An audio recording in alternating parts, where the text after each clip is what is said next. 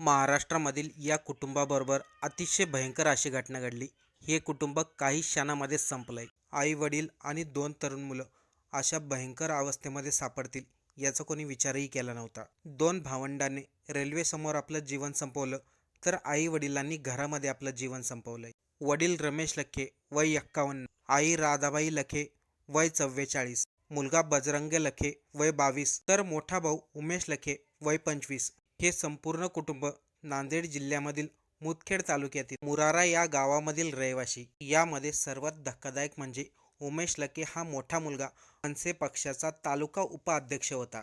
वडील रमेश लखे हे गेल्या 25 वर्षापासून हृदयविकाराच्या आजाराने त्रस्त होते.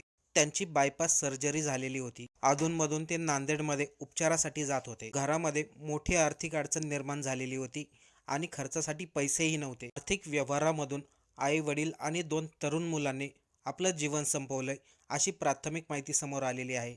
तसे पोलीस पुढील घटनेचा तपास करत आहे. खरंच आर्थिक व्यवहारामधून त्यांनी आपलं जीवन संपवलंय की त्यांच्याबरोबर काही घातपात झालाय.